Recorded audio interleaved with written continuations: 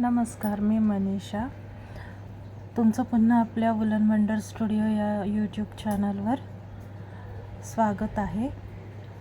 आणि आज मी तुम्हाला जॅकेटवाला फ्रॉकचं मेजर कसं शिवायचं ते दाखवणार आहे. तर इथे मी बॉडी पार्टसाठी कापड घेतलेलं आहे, म्हणजे योक शिवण्यासाठी 4 वर्षाच्या मुलीचं आहे. आणि इथे गळा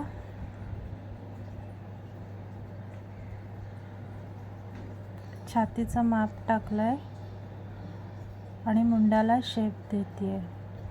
म्हणजे 6 इंच छातीचं माप टाकलेलं आहे. 5 इंचाची शोल्डर ठेवलेली आहे आणि मुंड्याचं डीपनेस मी 4.5 इंचाचा दिलेला आहे. छातीचं माप 6 इंच अधिक 2 इंच मी ॲड केलेत एक्स्ट्रा मार्जिनसाठी. आणि गळा 4 इंच असा डीप ठेवून त्याला शेप दिलेला आहे. पाठीमागचा गळा 1.5 इंचाचा आहे. असे एकावर एक मी हे 2 भाग ठेवून घेते आहे. पूर्ण उंची त्याची आहे 9 इंचाचं कापड आहे. पूर्ण उंची त्याची 9 इंचाची आहे. आणि त्याच्यामध्ये मी अजून 1 इंच करून 10 इंच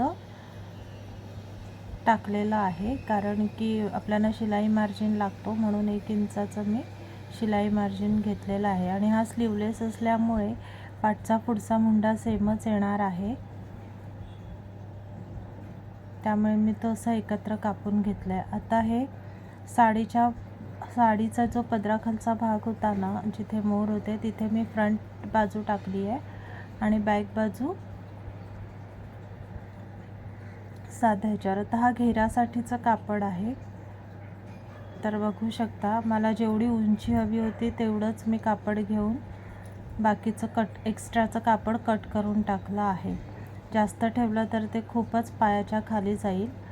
पुढच्या बाजूला डॉटवालं कापड ठेवलं आहे साडीचं आणि मागच्या बाजूला प्लेनवालं साडीचं कापड घेतलेलं आहे. आता हे अस्तर कटिंग करते. हे घेरासाठीचंच अस्तर आहे आणि कॉटनचंच लावलं आहे.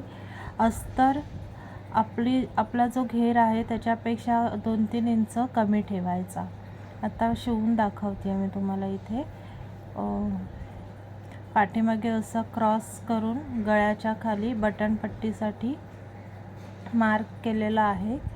ते 2-2.5 इंचापर्यंत मार्क करून घ्यायचं आणि दाखवल्याप्रमाणे असं शिवून घ्यायचं.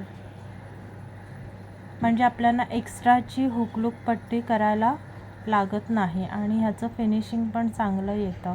आणि हा स्लीवलेस असल्यामुळे मी म्हणजे जो मुंडा आहे, आर्म होल, तिथे पण मी शिलाई मारून घेते आहे. आता एक्स्ट्राचं जे कापड आहे ते मी कट करून घेते आहे. गळ्याला आणि आर्म होलला कट देऊन घेते आहे, कारण जो राऊंड शेप असल्यामुळे त्याचं फिनिशिंग नीट यायला हवं आहे, म्हणून आपण असे कट देऊन घ्यायचे.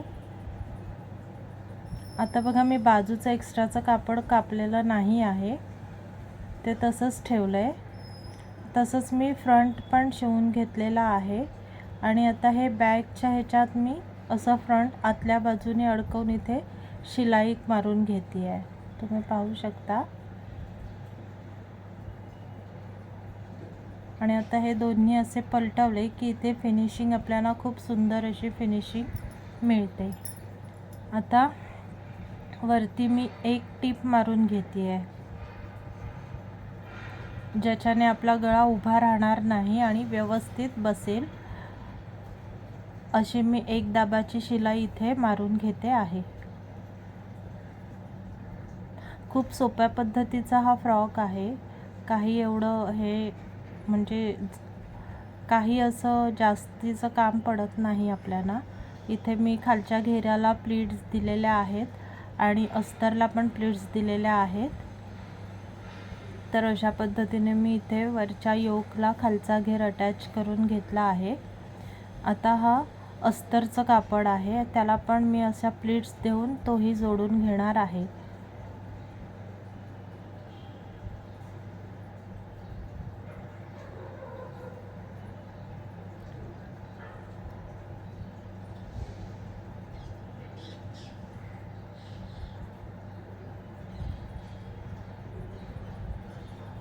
खूप सुंदर असा हा फ्रॉक आपला शिवून तयार होतो.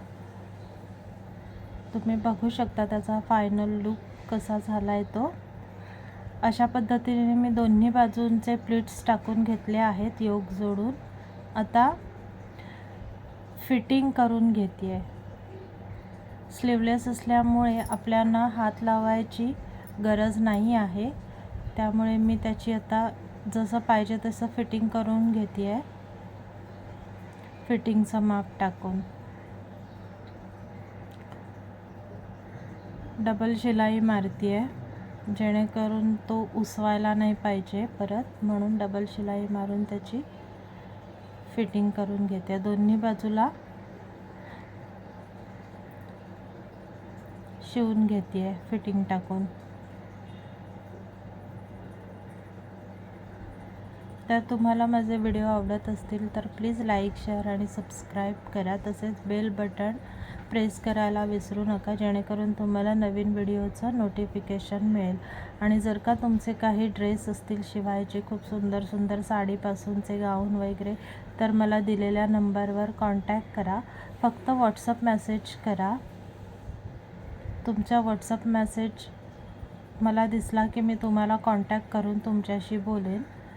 तर तुम्ही मला व्हॉट्सअप मेसेज करा. आणि हा आहे त्या ड्रेसचा फायनल लुक. तुम्हाला कसा वाटला? थँक्यू, धन्यवाद.